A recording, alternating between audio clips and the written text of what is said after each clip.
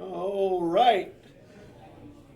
Ladies and gentlemen, boys and girls, everybody, all the time, everywhere, it's time for the finals of the last Lawnlander qualifier of 2023. By the end of this match, I will be able to tell you who the 8 players that are qualified for the championship in December are. The winner of this match will be one of them. Winning earns a qualification alongside a dual land. I believe Luke has kept his hand. Mitch, giving it a think. Of course, Mitch will have the option to play or draw here, assuming he'll take the play. Looks like he is going to take a mulligan. Yeah, he did mention when we were out there that playing first is the best color in Magic. That is what he said, yes. Yeah. Hot take. Going first is the best color in Magic. Let's be honest, everything that comes from Mitch is hot. It's not just his takes. That's amazing. Luke actually has to wear the mask when he plays, otherwise he bewitches his opponents. With his what do you call that? I was trying to think of a D&D reference. Yeah, I don't know. His gaze. So, I don't know. I don't know anything about D&D, sorry. Spencer would know. That's something to do with Riz. I'm too old for that word.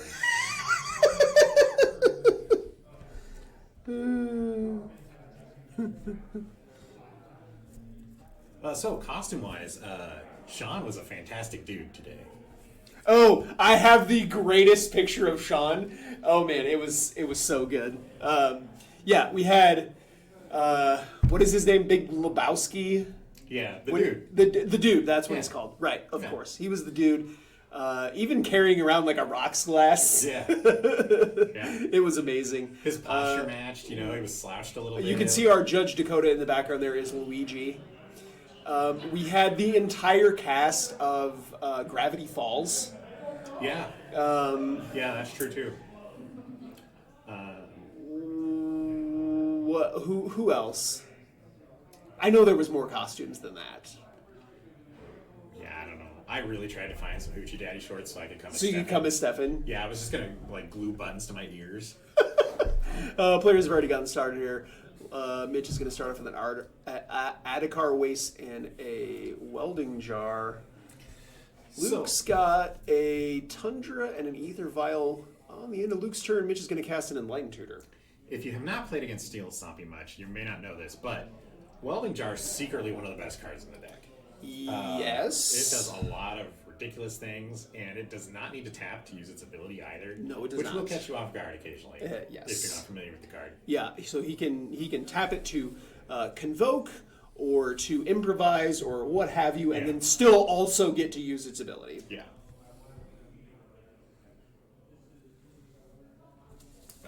So it looks like he's thinking this saga is maybe the target, this Urza saga with his Enlightened Tutor. So maybe kept a landlight hand or just thinks constructs are the way to go here. He would not necessarily be wrong.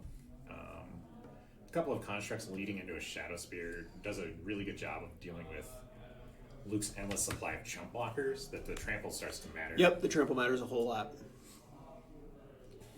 No, he just goes for the Mox Pearl. So still maybe an indication he was light on mana. Yeah, looking to get way ahead on mana.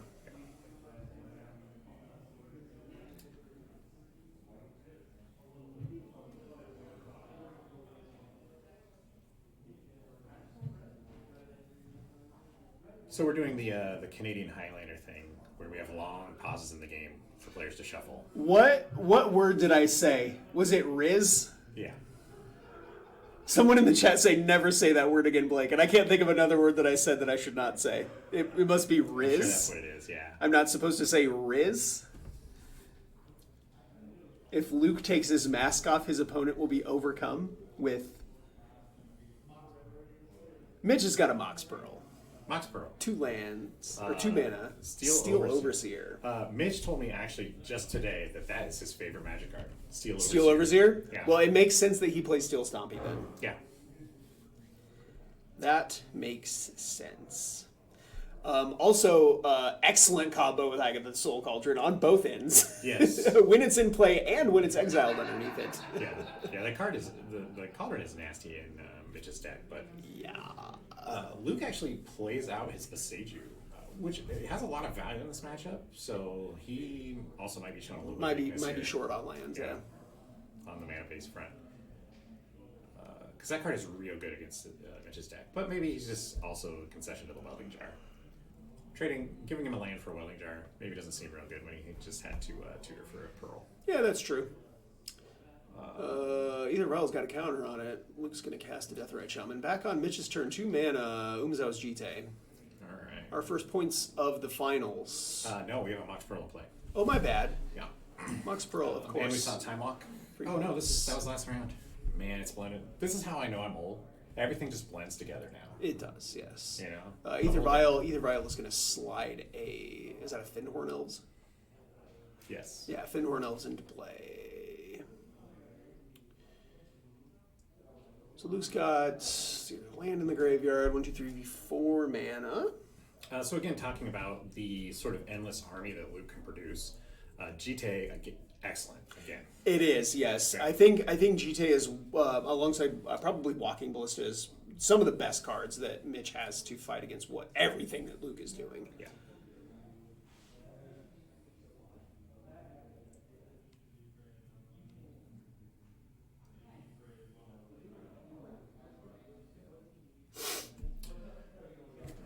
Let's see. So we are in the Luke Explores Alliance phase of the game, where he sits and thinks for a while. Yeah, and we are in an untimed round no, so maybe it wasn't too hard of a decision to make. Chat rooting for Mitch. Deathrite Shaman's going to make a mana. So this will be 3 mana total, it looks like. So, has Mitch actually won one of these yet, or is he? No, this is his second. This is his second yeah, appearance okay. at the So finals. He's a bridesmaid. Yeah, this is his second appearance in the finals. Eldritch Evolution is going to sacrifice his Deathrite Shaman here. Is this just combo? He doesn't have anywhere near enough mana yet. No, it might be the start of something, but it could also be that we are just going to do this aberration line again a little bit to deal with this GT situation. Yep. And, Stall a little bit while advancing the board. yeah. Specifically, if he has like another clone effect in his hand. Oh, right, like he did last time, It make gets pretty bad. multiple copies of There it is, Apparition. yeah. Clearly more concerned about the creature, I suppose. Mitch doesn't have any hasty threats. It's not like he can, stick something and then put the GTA on and He start does have a attacking Ginger immediately. He does have a Ginger Brute. Yeah. That's true. Steel Overseer. Gotta go away. Back on Mitch's turn. I think it might be a sign that I play too many games of Magic with Luke at this point, where I can kind of figure out what he's thinking. Yeah, I didn't tell you this yet, but I have a very candid picture of you and your round one opponent rolling your eyes at each other because you got paired. Yes. I looked up and you were sitting across from each other, and I was like, "What are the odds?" And Yeah. I took a It's picture. serendipitous for sure. It just sort of happens. We got a Patchwork Automaton now. That was my favorite card in that draft set. Was it? I love that little guy. The word 2 on him is. If he were here right now, he'd say, so "Who you good. call him little?" Yeah, he's a little guy. He's just a little guy. He's just made out of parts. Like, calling anything a little guy is always a Tommy Boy reference in my head. Yes, it Yeah, is. he's too afraid to get out of the car. He's just a little guy.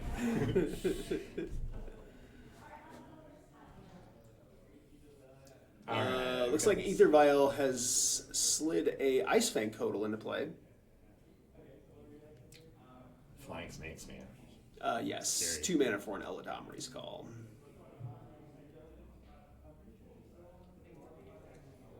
This is one of these cards that, as creatures get better, I would not be surprised if this card receives a point. Yeah, I mean, the Stat deck is a big proponent of it, I think. the deck already gets to play so many unpointed tutors. Yeah. Between Finale. I don't know exactly what Luke's list is, but you got Eladamri's Call, Eldritch Evolution that you can see there in front of you. He has access to. I know he's playing Green Sun Zenith. He has access to. What is it called? Finale of Devastation. You can play. Fiend Artisan. It's just, and you're playing a 100-card singleton deck, but when you have all of these tutors that find the specific pieces that you want, it's not like you're playing a 100-card deck. And Viling in the Spellseeker now. Yep. So Eladamri's Call found the Spellseeker, and then he will. Either Vial just doing a ton of work here. It's 3 mana. Yeah. So I believe he'll be able to go. Black Lotus. Right. I believe he'll be able to go infinite here. So the Spellseeker can get Ephemerate, and then cast the Ephemerate. We'll get the Time Walk, and then on the upkeep, the Neo form will turn the Icefang Codal into an Eternal Witness. Yeah. And get back the Ephemerate, which will get back the Time Walk, and we have infinite turns. So Mitch has seen enough. That's going to do it for game one. Game one, yeah. Mitch, seems like he kept a little bit of a weaker hand mana-wise. Was not able to explode. Had to Light Tutor for a Mox. A mana, yeah. Which I think in this matchup, Mitch has to be the aggressive one. Yeah, exactly. He doesn't have a ton of ways to interact. Drawing the Soul Cauldron and having Luke not be able to answer it is a really, really good way to interact with Mitch's deck. Yeah, or he needs to make 2 or 3 mana on turn 1. Yeah. But I think the best game plan for Mitch would be to come out of the gates really, really fast. Yeah. Which, I think we saw him kind of ponder his mulligan for quite a while, at the beginning, and might be kicking himself a little bit now. Sure. Did he? I can't recall if he mulliganed or not. Did he keep 7? I think he kept, but again, I'm the old man here. Yeah, I can't remember either. Like you said, everything is blurring together. Yeah.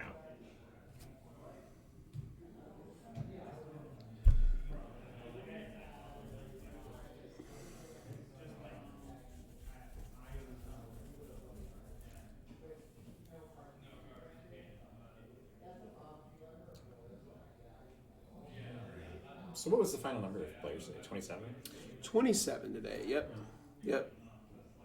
Not bad. Yeah, we had 29, but 2 players dropped before they even got here. So very, very close to the record. 27 is how many we had at the first event that we held. So not our worst, not our best. Just pretty average. So Mitch does have 2 lands. It looks like Caracas Seachrome Coast, maybe? If I'm reading the lands correctly. Yep, I think so. And is that a transmute artifact? I think I saw a Hull Breacher. It's the Michiko's Saga of Make Your Guy Giant. Yeah, Michiko's Reign of Truth. There you go. It is it's a Stonecoil Serpent. So nice. Little 1/1 action. Protection from multicolored? From multicolored. Has reach and trample as well. Kind of underplayed, I think, or underappreciated maybe. Yeah, I mean, you could literally play this in any deck. Yeah. And because it comes into play with the 1/1 counter, it has a lot of synergies with Cauldron and all these other things. Yep. But does a lot. Really does a lot. Has a lot of keywords on it. Yeah, 100%. Luke's just going to play an untapped Temple Garden and pass back over to Mitch. Mitch has a Scalding Tarn.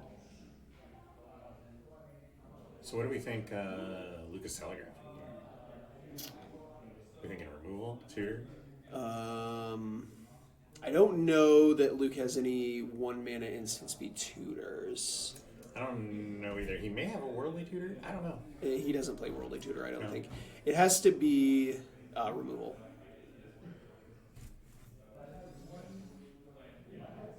Didn't want to tangle with the snake. He wants his snakes to fly. Yeah, and I mean, Luke has way more flexibility with his ability to grind, so... Yeah. Although Mitch is not to be underestimated on the grind. That is very true, yes. I've seen some lines where he will end up with a Crucible of Worlds, and an Adventurers Fair or Urza Saga, Yeah. and he will grind you to death. Yes, that's true. He will, very much in the same way that Luke does, will put just a billion different game objects into play, Yeah. and the game is impossible to parse. Yeah. He knows what's Except for going these guys on. with these big brains. He knows what's going on. You don't. Yeah. There is a reason why we're in here and they're out there. Yeah, 100%. Yeah.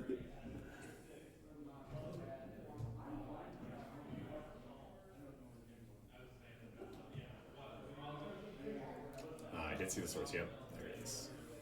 All right, so Michiko's going to come down, and Swords is going to take care of the Stone Coil Serpent. So, no big beater for you, Mitch. Pass back over to Luke. How do you feel about the art on this Swords? Is this a mystical archive Swords? I don't know if I've ever... Sylvan Library from Luke here. I don't know if I've ever actually looked at it. Is it just like Urza? I don't know. Or just a guy Some ugly holding person. a cane? Mox Pearl. Yeah. Caracas. And he's got this, what's this white creature that untaps all your artifact creatures? I can't remember the name of it. It's a legendary white creature. Untaps all your artifact creatures. Interesting. It's a weird one. I have to read it every time he plays it. Can never remember the name of it. And I don't know what that front card is. He's got the transmute. Yeah, he's got the transmute. The white legend, and I can't. That other card is so dark. I'm not sure what it is either. Maybe it's that Karn. I think I see it might be the Karn. I thought I saw a Day Night symbol in the top left corner, but I'm not sure. It might be the Karn. This would be the Aftermath Karn. Yeah, Karn, Legacy Reforged. Yeah.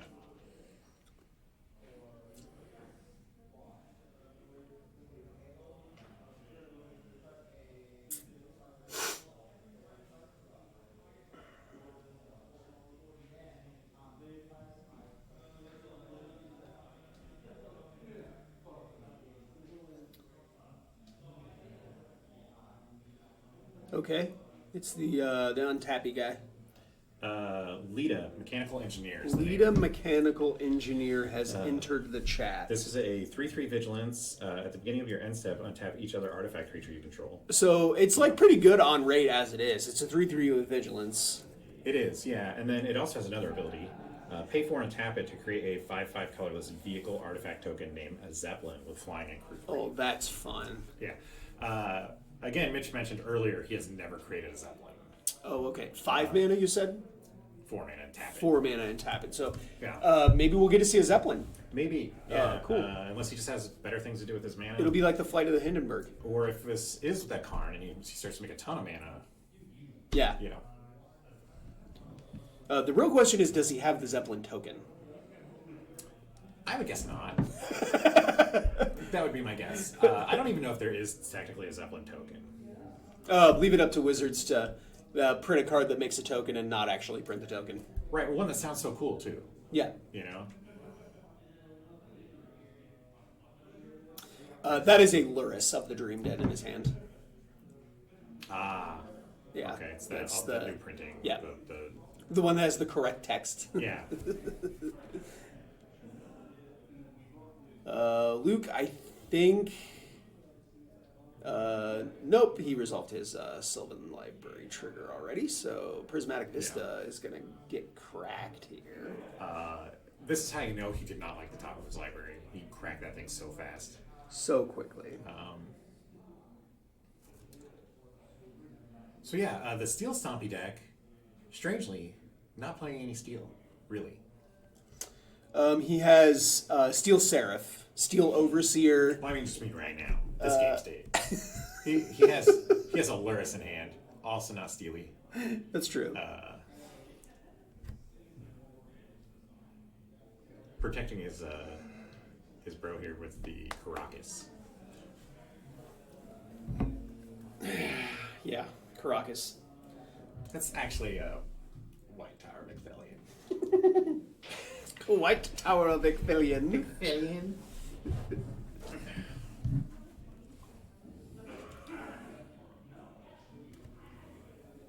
Luke's just going to play a Wall of Omens, Draw a card and pass back over to Mitch. So Mitch got to untap. He can make a Zeppelin now if he wants to. He could make a Zeppelin. Michiko's Reign of Truth is going to transform. Yeah. This is an XX where X is equal to the number of artifacts and enchantments you control. Yeah. Can get pretty big. Yeah, 10 out of 10. Mitch, make the Zeppelin. Do it. What's the vehicle crew? 3 to crew it? Yeah, that's a 5/5. So this guy can crew it, Yeah. the creature. Yeah. Nice. Michiko would be able to too, because there's enough. Right? No, it's a 2/2. It's a 2/2 now, but with the Zeppelin in play, it's a 3/3. Yes. Mitch, make the Zeppelin. One might say she was born to crew a Zeppelin. We, we just want to see. We just want to see the Hindenburg on stream. 2 mana. Are we transmuting? Wow, we almost said the same thing. We did say the same thing. We're transmuting. So 2 mana. This poor Pearl. Are we making sure that we're resolving transmute correctly? Because it is a little bit of a weird card to resolve. Newly off of the points list. This card is not points anymore. Yeah, I mean, if you believe what Wheeler says, it was always bad. And it should have never been pointed. Okay. He says a lot of things. He actually just doesn't really ever stop talking. Yeah. It's like it's his job to be on camera talking. Yes. Yeah. So we can go get something with 2 CMC, and it's going to be an unlicensed hearse. That is pretty good against Luke's deck. It is very good. It's good in a lot of ways. Not just that it hates the graveyard, but that it will kill Luke eventually. Yes, it becomes very, very big very, very quickly.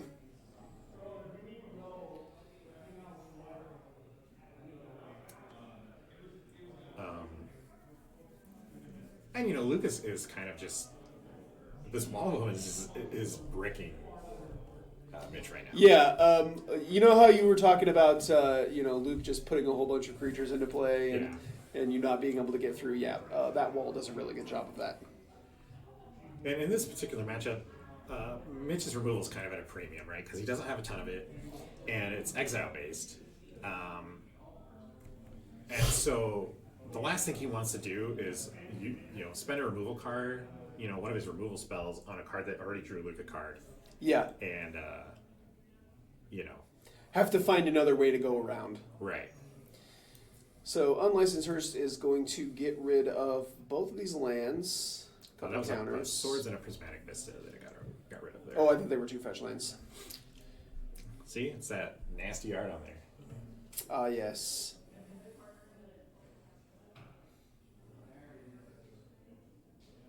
How did we untap the hearse? Oh, you untap your other... The artifact creatures, yeah. So he used the Michiko to crew the Unlicensed Hearse. Exactly. Before the trigger went on the stack. And, oh, wow. Yeah. Mm. Again, this is why they're out there and we're in here. That's amazing. Yes, Sean, drawing 10 cards will usually win you a game of Magic the Gathering. Luke's got 4 mana here. It's an Underbound Adventurer. So he'll take the initiative. He's going to search his library for a basic land. He has found the secret entrance. I believe he already played his land for turn, so this is going to be it for for Luke. Sorry, I'll head back over to Mitch. Does the Michiko does it have flying? I don't think it does. No, it doesn't. It's just a ground pounder. Yeah. Okay. Nice.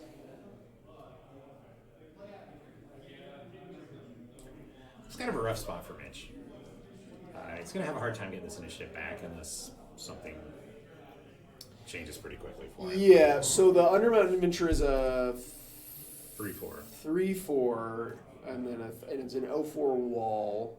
Yeah, and Mitch notably has some 3-power creatures. Yeah, and even if he were to, say, play something that's able to crew the hearse so that he can attack with all 3 creatures, 1, he's going to lose one of his creatures in combat. 2, Luke will just take it right back. He will, yeah. Yeah. It's likely that an attack would just hit a wall. Yep. And Luke would care not at all about it. Right. Here's a Luris. Yeah. So Luris gets to play the Mox Pearl back. Yeah, that's pretty good. So Michiko's 1, 2, 3, 3 now.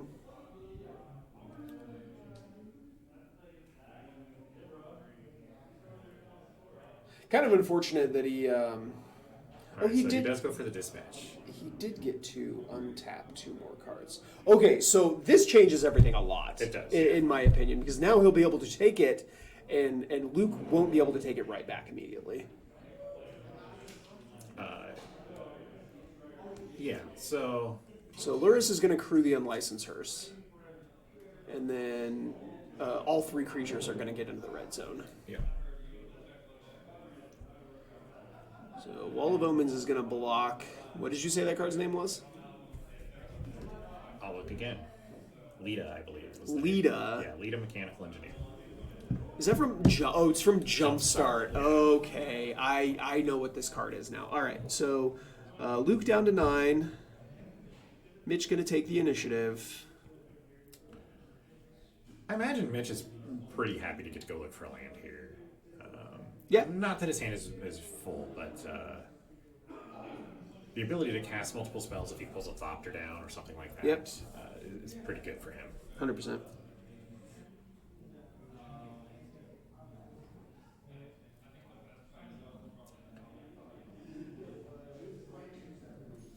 Alright, so we get to untap this hearse again. And Luke is going into the library.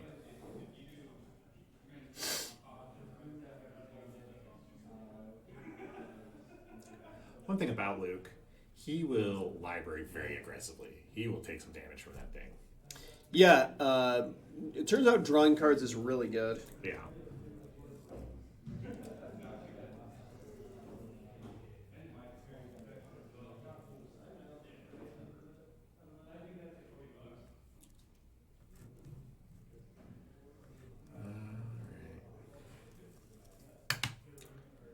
Looks like he's just keeping 1. Yep, just kept 1.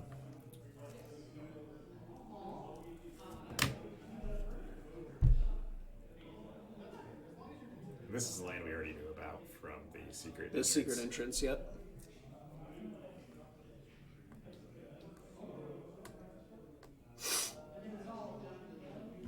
Five mana. Holy cow. Is this the Norn? It's going to take 1 damage. No, he took a damage from that brush land so he can make a 2nd green mana. It's something that costs 2 green. Finale of Devastation for 3, it looks like. So this is going to go get Knight of Autumn, I would imagine. Knight of Autumn or another. He's going to get on that apparition train maybe again. Oh, sure. Depending on what he thinks about the graveyard situation. Yeah, so he doesn't want him to replay it off Luris, so he goes for the apparition. That makes sense. Yeah. So hers is going to go away. Shrinks Michiko. That being said, Mitch does still have a ton of power in play. I think an attack here is lethal, and the only thing the apparition can trade with is the Luris. Well, so losing this first does shrink Michiko. That's true. Yeah, so Michiko's back down to a 2/2. All right. Yeah, I think she might be a... Yeah, she's a 2/2. Yeah, because she's an art. She's an enchantment herself, so... These draws super important for Mitch as far as this is a game he wants to close the door on. Yes. Yeah, he is. You can see the light at the end of the tunnel. He can taste his enemy's blood. Just needs to go for the kill. Yeah, so he forges onto Lita. Counters on your vigilance guys, pretty good. Pretty good, yeah. Yeah. So that's a 5/5 now. And this is an expedition map.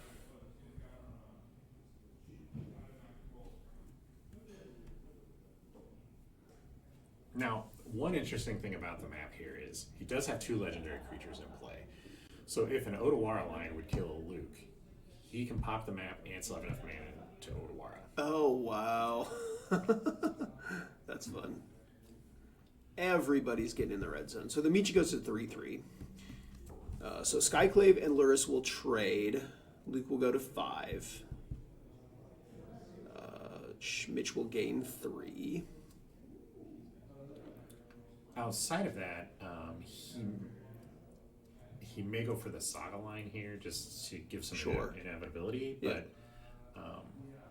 he's much smarter than me, so I'm sure he'll figure out something better. Mitch is going to also get an illusion.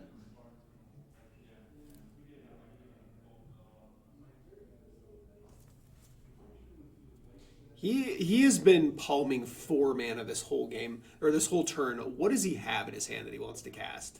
Yeah, I don't... Is he just trying to telegraph something to Luke that he doesn't have to have? Like Maybe he just it seems like he will just threaten the Zeppelin at any point. Slam it. Threaten the Zeppelin. Yeah. It's a flying creature, right? I would imagine it's called Zeppelin. Crew 3 flying, yeah. Yeah. 5/5. Yeah. Make the Zeppelin, Mitch. Come on. It's interesting because Zeppelin on the card is a capital Z, but it's not legendary. Oh, really?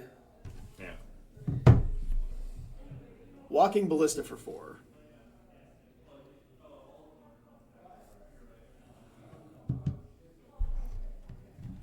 That's pretty good. We'll pass back over to Luke here. Yeah. So that does a number of things. It protects him against the combo a little bit. That's true. And, it gives him, again, the inevitability he was looking for. Yeah, I mean, Luke is at a relative 2 now. Yeah.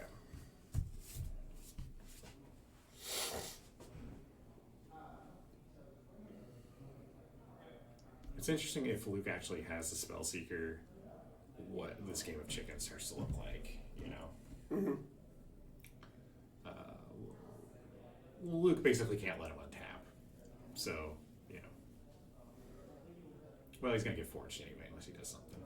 Or trapped. Yep. Oh, I forgot about that. The initiative always there to just make sure the game gets over.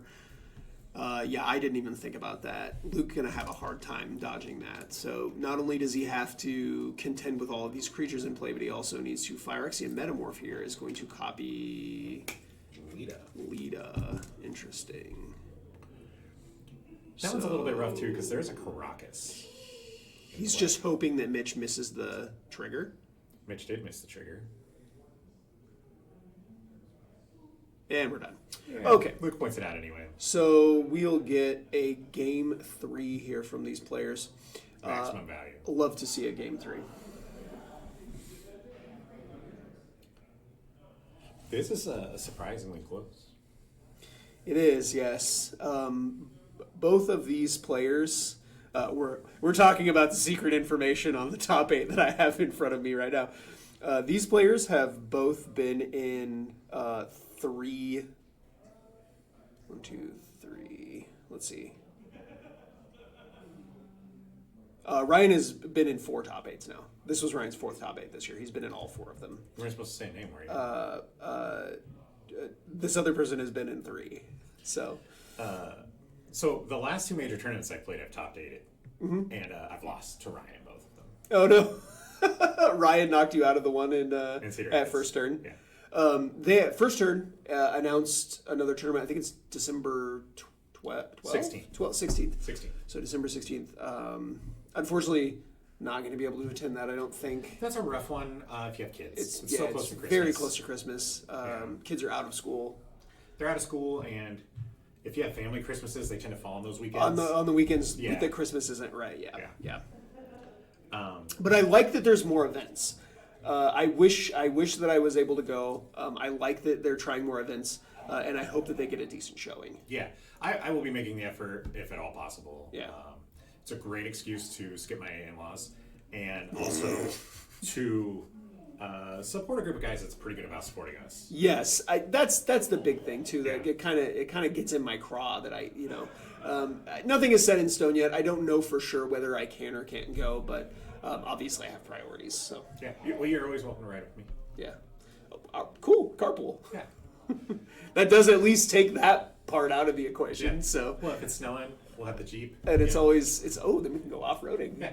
It's always more fun. Stay on the road. It's always more fun to travel with friends.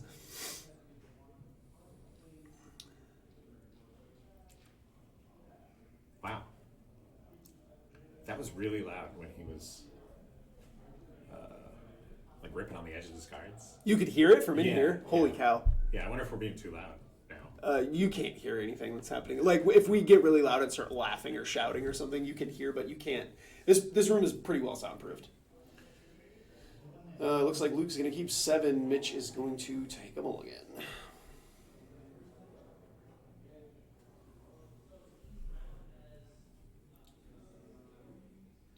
So, we have really yet to see Mitch's deck really just fire off. Some of the he had a. I think he had a start in his quarterfinal match, or maybe it was a semifinal match. I don't remember. It was a semifinal match that was like started with Mishra's workshop and basically just played his entire hand on turn 1. I think. Yeah. Against Cody. So. But Luke's got to play here.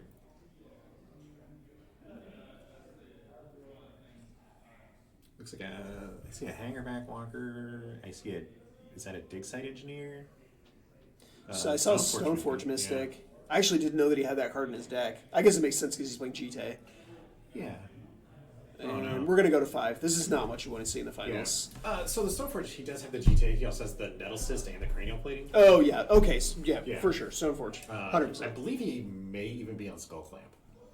100%.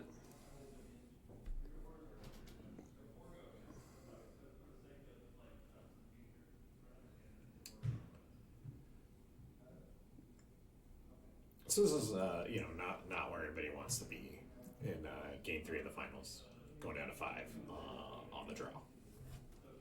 However, Mitch's deck is certainly at a power level where it can fire off in a way that is and very hard. I also think he mulligans very well. Yeah. Provided he draws, mana sources. And Luke's deck is not one that's likely to punish him quickly. Quickly, right? Yeah. Yeah, Luke's so deck is. There's that White Tower of Ecthelion. Yeah, and I see. I think that's a Rishadan port,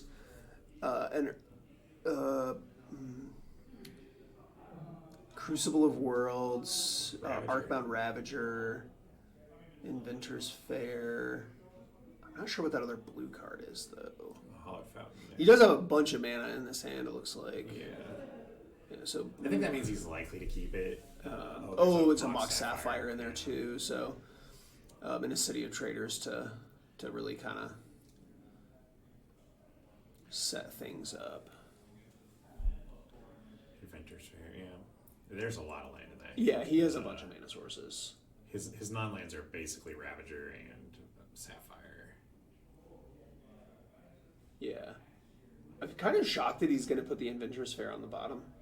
Maybe he's just prioritizing colored mana. Yeah, and he's probably looking at this. I'm not going to have the number of artifacts in play to really, the life gain doesn't matter to him, and he probably doesn't. See I suppose, but over the course of a game, that card just gets better and better. It does. Like when you need to get mileage out of your cards.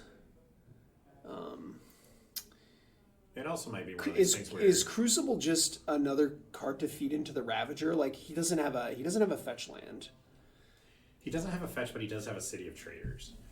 So he can start fast and then play that. Oh, right. That's actually so he could could even do that on turn 1 potentially. Right. Play a city, play a Sapphire, play a Crucible, and then.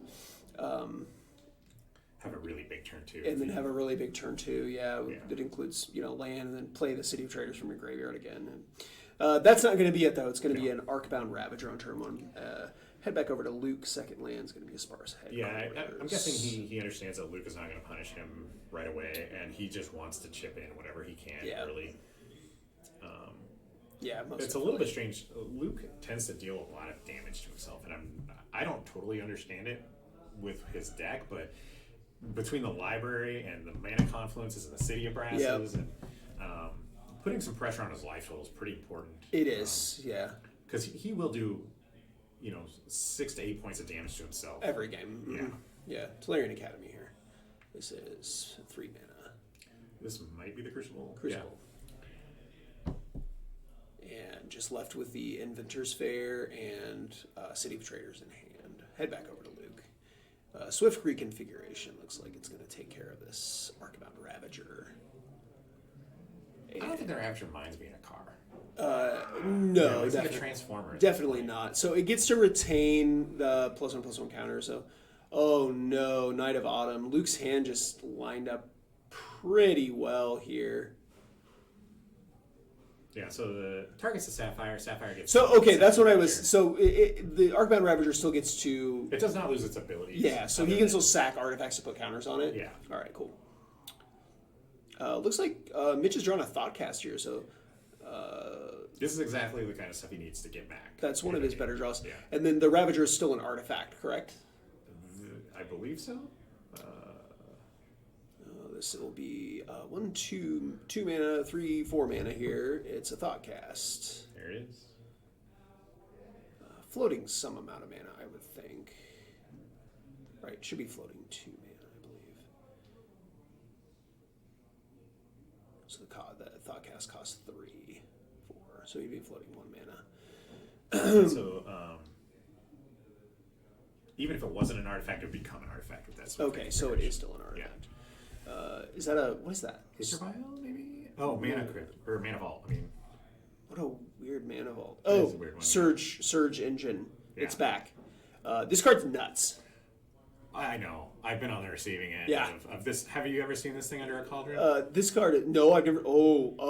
Yeah, it's not fun. So he beat Josh in the, let's say, I think it was game 2, maybe? I don't know. One of his games against Josh in the quarterfinals with this and Michiko's Reign of Truth.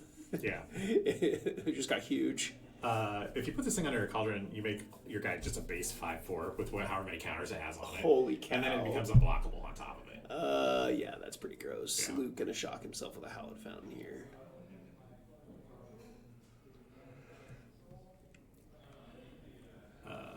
So this Mana Vault, gonna ding Mitch here.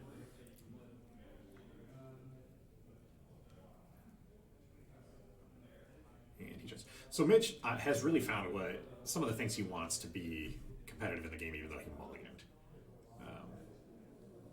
Yeah, yes, he did. He had some fortunate draws there. The Thoughtcast giving him an additional couple of draws there. So floating mana from Definitely City, helps. playing the Inventor's Fair. Yeah, and he does have Metalcraft, so. This Inventor's Fair, when you have the Crucible in play, gets real sneaky. Oh wow! Yeah, Was this was a mulligan to 5? 5, I believe. Okay. Wow. Inventor's Fair is gonna get sacked. Yeah.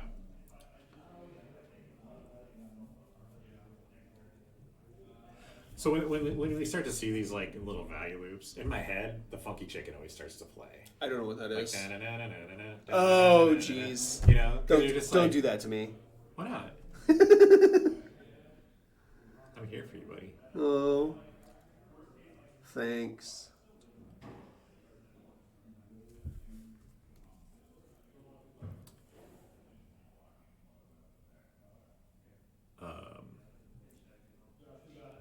For just a moment, Mitch was uncannily still. Like I thought the video had paused, Oh, I would have been sad. but then I looked at Luke. And I have to could go tell, out there. I have to you go know, out there and do troubleshooting. He's gonna pick up on License Hearse. Yeah. Apparently, he values his card very heavily in this matchup. And, Yeah, I mean, you can it's see why. it's solid graveyard interaction. He is building a fleet of vehicles here Yes, with the help of Luke. yes, he is basically Peterbilt. He really is. Yeah.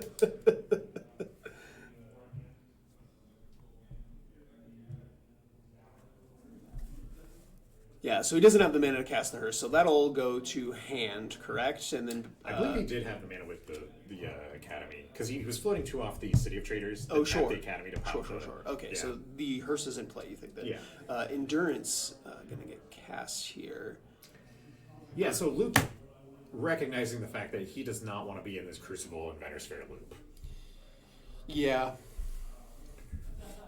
Yeah, that's kind of unfortunate for Mitch that he had the endurance there.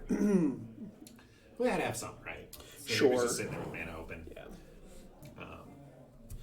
Knowing the number of 1 and 2 mana spells. Still in a his deck. very solid recovery from the mulligan there. Here's an Ephemerate. Gonna flicker this Night of Autumn. I would imagine that this is gonna take care of the Surge Engine? No, this hearse. No, the hearse. Yeah. Oh, right, Yeah. because Luke can't go off with the hearse in play, of course. Right. Oh, and he gets to do it again. Wow, Ephemerate is such a messed up Magic card. So these things getting sacked to Ravager, you know. Yeah, obviously. I think Ravager is, I believe this has +3/+3.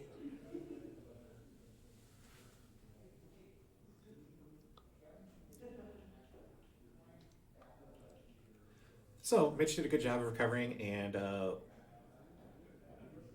Luke did a good job of making him hate the game again. So here we go. All of these creatures with, ETBs, and then it's like you get a creature and a spell, Endurance going to come in the red zone. Mitch down to 16.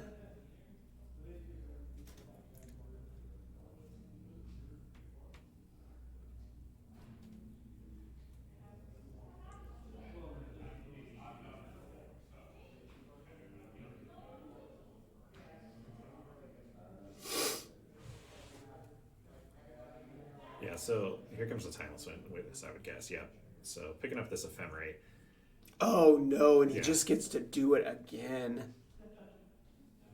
Yep. Holy cow. Yeah, so this Night of Autumn with this Timeless Witness and this Ephemerate are going to kill a lot of artifacts. Yeah, so he's already killed 1, 2, 3 artifacts with this Night of Autumn. Here's the 4th. And it looks like it's going to take care of the Ravager. So Ravager's counters don't get to get any value. Head back over to Mitch. Mitch is going to take a damage from the Mana Vault. And untap. Draw. Again, here's where the funky chicken starts to play. Here's an Urza Saga. Notably, another permanent that can die to Night of Autumn. Oh no. Yeah. So this is a pretty savage loop here. Yeah, he ephemerates the Timeless Witness and gets back the Ephemerate. Yeah. Oh no. So just sort of a barrage of Vindicates. Yeah. And Mitch is going to have a really hard time stopping this, especially now that he's down to 2 artifacts. His Dispatch will simply tap a creature now, won't get rid of one. If he draws that, his Academy has been sort of neutered. Yeah, that being said, though, Luke has been aggressive with the Ephemerate, and while that thing is in exile, he can't do anything with it. So if Mitch draws a removal spell that he can use, he will be able to get rid of the Night of Autumn. Yeah, he's got 1 turn to do so. So, that's kind of this next draw step is going to be pretty telling.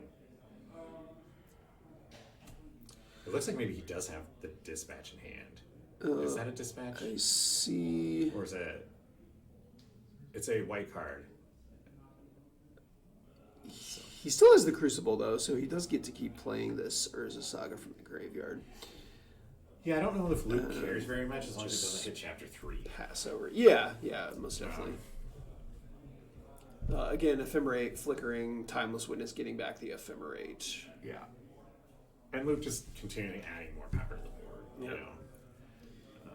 in the midst of this loop. So. And he'll attack here for 6, and that will knock Mitch down to just 3 life. Ephemerate going to take care of the Urza Saga again with his Night of Autumn, and I think So I think Luke maybe had lethal on board had he just chose not to cast the Ephemerate. Yeah. But he just decided to take the more conservative Right. line. Yeah. It wasn't technically lethal, but he would have died to his own mana vault. Yeah. Mitch going to take one more draw step here, and I think, unfortunately for him, that's going to be it. One thing I will say, as far as the implications for the year-long tournament, Luke winning this has some pretty interesting implications. It does, actually. It has some very interesting implications, actually. Yeah.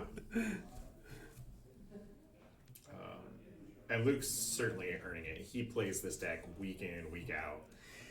He has put in the work. Yeah. Tenfold. That's That's he going to do never it. strays. So Luke gonna take this one down. That will earn Luke a guaranteed qualification in the year-end tournament. So in the event that he earns the qualification through winning an actual tournament, that knocks him out of the points side of the race, correct? So the number of points he has no longer matters. They're seeded based on points. Okay. But it does potentially knock somebody else in. It does, yes. Yeah, it opens up a slot at the bottom of the top eight. Which is pretty interesting. Yep, I am doing the final tally right now. And what's actually going to happen is I am going to take the stream down and then start a new stream just for the top 8 announcement. So, Okay.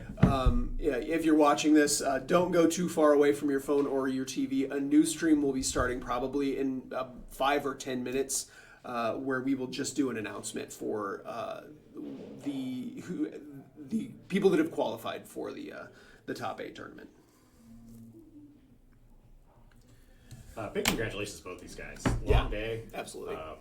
As you can see there, Luke picked up Taiga, Luke picked up a Tundra, and Mitch picked up a Taiga. So. Yeah, and Luke said this is the first duel he's ever actually owned. This is Luke's first duel. He's very excited about it. Paying the iron price for it, man. He just went out there and he pillaged, man. He was undefeated through the Swiss.